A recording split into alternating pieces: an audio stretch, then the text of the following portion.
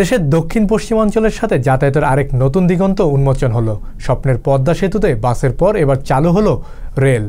10 October প্রধানমন্ত্রী শেখ হাসিনার উদ্বোধনের মধ্য দিয়ে দক্ষিণ পশ্চিমাঞ্চলের 21 জেলার মানুষের স্বপ্ন পূরণ হলো।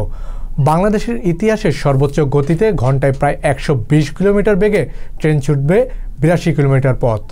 বিজন কুমারের কণ্ঠে একটি ডেস্ক রিপোর্ট। স্বপ্নের পদ্মা সেতুতে বাসের পর এবার চালু হলো রেল চলাচলের পথ। 10 অক্টোবর প্রধানমন্ত্রী শেখ হাসিনার উদ্বোধনের মধ্য দিয়ে দক্ষিণ পশ্চিমাঞ্চলের 21 জেলার মানুষের স্বপ্ন পূরণ হলো। বাংলাদেশের ইতিহাসে সর্বোচ্চ গতিতে ঘন্টায় প্রায় 120 কিলোমিটার বেগে ট্রেন ছুটবে 82 কিলোমিটারের এ পথে। এর আগে প্রধানমন্ত্রী শেখ হাসিনা সকাল 11টায় মাওয়া রেলওয়ে স্টেশনে পৌঁছান। এরপর প্রধানমন্ত্রী বক্তব্য শেষে সকাল 12টা 23 মিনিটে মাওয়া রেলওয়ে স্টেশন প্রান্ত থেকে বহুলকাঙ্ক্ষিত এ প্রকল্পের উদ্বোধন করেন। উদ্বোধনের পরে মাওয়া প্রান্ত থেকে ট্রেনে চড়ে ভাঙ্গা স্টেশনে যান।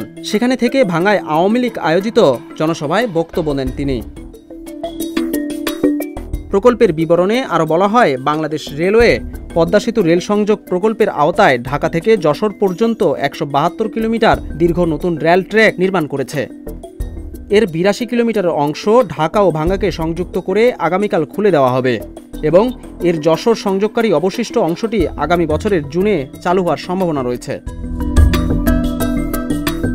এর আগে পদ্মা সেতুতে পাথরহীন রেল লাইনের কাজ শেষ হওয়ার পর গত 4 এপ্রিল ভাঙ্গা থেকে পদ্মা সেতুর মাওয়া প্রান্ত পর্যন্ত ট্রায়াল ট্রেন চালায় বাংলাদেশ রেলওয়ে। গত বছরের 14 অক্টোবর প্রধানমন্ত্রী শেখ হাসিনা পদ্মা সেতু রেল সংযোগ নির্মাণ প্রকল্পের আওতায় ঢাকা যশোরের মধ্যে রেল সংযোগ নির্মাণ কাজের উদ্বোধন করেন। প্রকল্পের ব্যয় ধরা হয় 39,246.80 কোটি টাকা।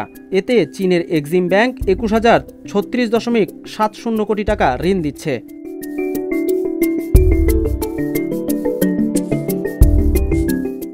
প্রকল্পের বিশদ বিবরণে বলা হয়েছে, সমাপ্ত হওয়ার পর রেল যোগাযোগ পদ্মা সেতুর মাধ্যমে দেশের মধ্য ও দক্ষিণ পশ্চিমাঞ্চলের সঙ্গে রাজধানী শহরের প্রবেশপথ আরও বর্ধিত হবে, যা মুন্সিগঞ্জ, শরীয়তপুর, মাদারীপুর এবং নড়াইল জেলার নতুন এলাকাকে যুক্ত করবে।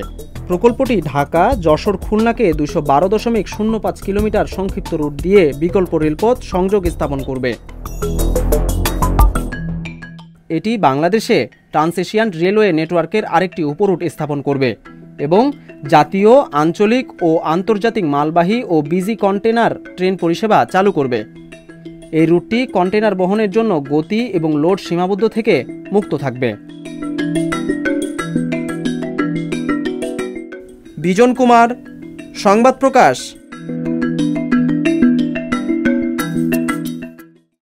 সংবাদ, ফিচার ও অনুষ্ঠানের জন্য ভিজিট করুন সংবাদ প্রকাশের ওয়েবসাইট এবং যুক্ত থাকুন ফেসবুক পেজ ও ইউটিউব চ্যানেলের সঙ্গে।